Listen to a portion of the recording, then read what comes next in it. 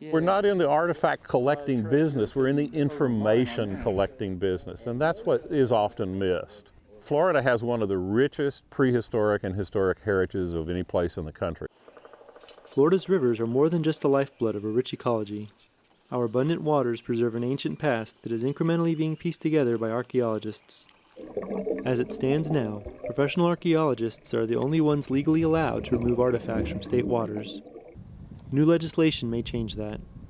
There are two bills, in the legislature this session, and they both are saying the same thing. And basically they're opening the door to let people collect and excavate off state Florida river bottoms. Florida right now is doing pretty good with the laws we have. It's not perfect, it's never going to be perfect, but there really is absolutely no need to change this, and it's just going to be a disaster. The bills currently being considered would allow amateurs to apply for a permit to collect isolated historic or archaeological artifacts from submerged lands, all of which are state property. In an earlier piece, would-be collectors made the case that once an artifact erodes from a site, it has little scientific value. Jim Dunbar disagrees. The situation in Florida is unique in that most of the rivers that are in Florida do not erode artifacts in the way they tumble downstream. If you find artifact concentrations in a certain area, you'll probably find the in-place site in the bank. Wet is really an important part of the preservation of materials, and particularly where the water is still, there's not a lot of wave action. And Jim's right, these rivers in Florida have a very low gradient, and the same thing is true of the coastal margin.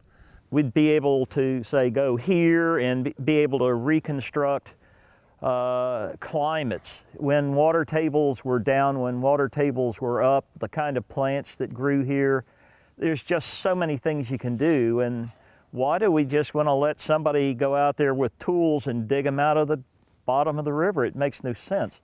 To be clear, the bill specifies that the only tool that could be used to collect is a trowel to shake loose partially exposed artifacts. Once out of the water, however, there is no way to tell whether it had been fully buried or not. You would never know whether it was illegally or legally obtained. Like, I can be out there on my scooter or dig a hole, and unless there's a game warden or somebody standing there watching me, once I get it into the boat, you can't prove how I got it. You can't separate somebody who's well-intended as a collector from the antiquity market. There is no form of government that would afford that much money to be able to do so. You'll get more of this. This is artifacts being sold off at auction in Kentucky. All of them are Florida. In 2014, on high-end antiquity markets, the average going price for a Paleo-Indian point was $26,400. Jim oversaw Florida's previous attempt at letting citizens collect artifacts, the Isolated Finds Program. Corresponding with game wardens across the state, he saw a large discrepancy between what wardens saw being collected and what was reported. Then, as in the new bills, all artifacts found were to be reported to the state. There was 72% non-compliance of those people that were diving in rivers and had artifacts. Of the ones that the game warden saw. Of the ones that the game warden saw. Regardless of whether a collector is a hobbyist or a profiteer, or whether they abide by the law or not, many object to anything being taken if it's not within the context of scientific research. This is a non-renewable resource. It's the same thing as, letting somebody come into Wakulla Springs State Park where we're sitting here and say, well, that's a nice hardwood tree. I ought to be able to come in and cut those things down and sell them, for, At least it'll grow back. Yeah, it'll grow back. These sites don't grow back. There aren't any more 13,000-year-old sites being made.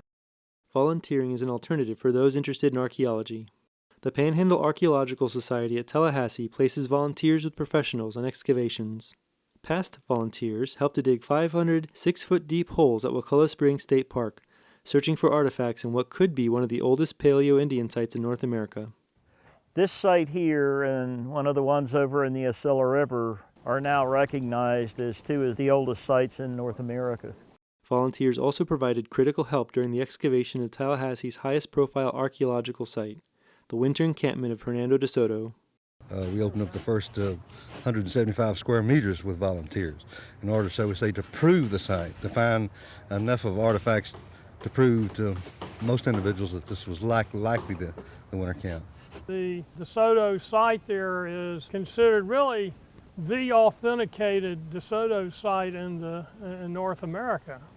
To an archaeologist, an individual artifact is a clue to a larger story, along with the sediment, seeds, and bone fragments found alongside it.